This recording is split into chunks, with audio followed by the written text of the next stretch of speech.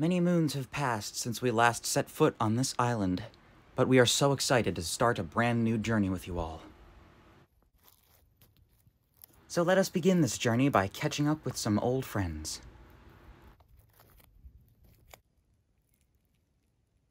Last spring was almost unmanageable for the Spinosauruses of the northern forest.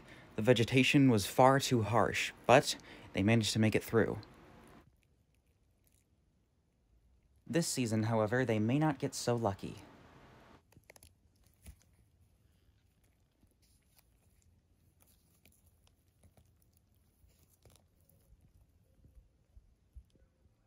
Spyro has joined his friend Blaze in their search for fish, much to Blaze's dismay.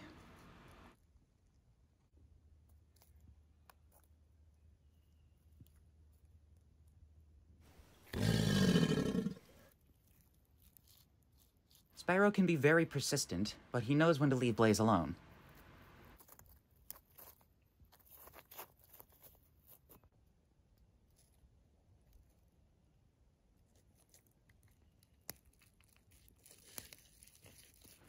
Another unsuccessful hunt.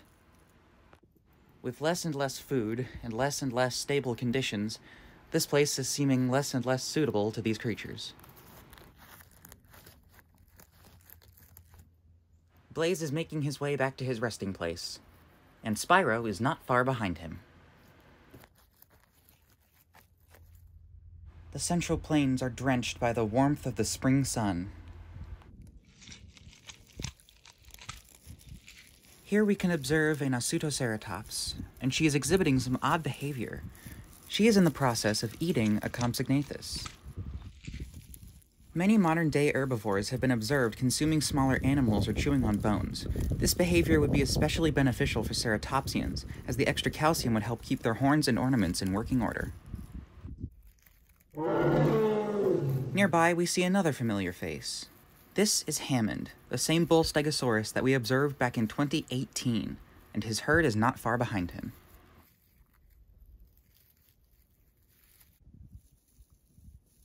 The recent rainfall has sprouted much new vegetation, perfect for them to munch on.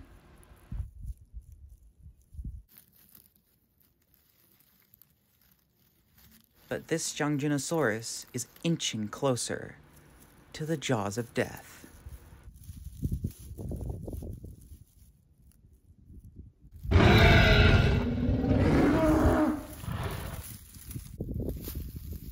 The young Tyrannosaurus wasn't quite quick enough, and the rest of the herd has been scared off. There's no use in chasing them. He is simply not fast enough. But this creature was Carnotaurus, king of the plains. This is the second kill this week that was stolen off of him, and he knows that every king must eventually be dethroned. This is a place that longtime fans of the series will definitely recognize. This group of pachycephalosaurs is usually found in the plains, but today they find themselves wandering in the desert.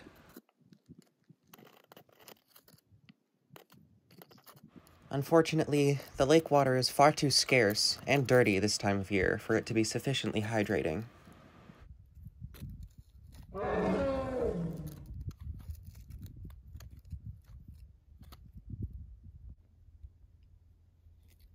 It would seem that some other creatures had the same idea as the herd.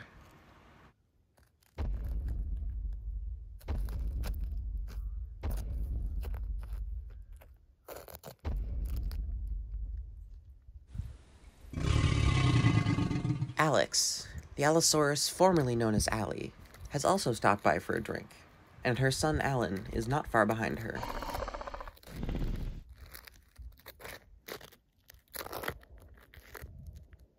The pair of Allosauruses are not interested in the herd, though their presence has made the herd uneasy.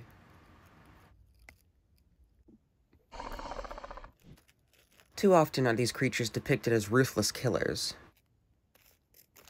In reality, an Allosaurus mother can be just as nurturing and caring as any other.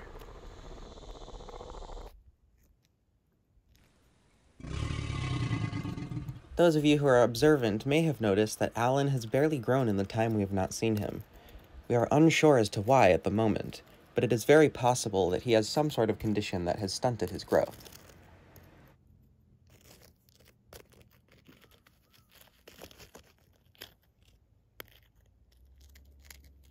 As he lays down to rest, his mother goes off to patrol the area to ensure that he is safe.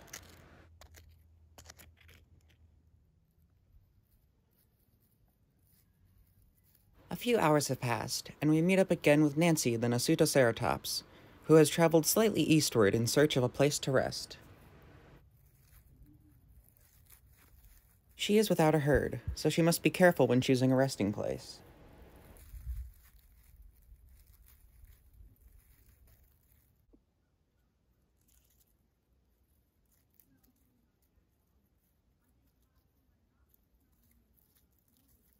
As she concludes her day, we conclude our first journey back to Pangea, modern day.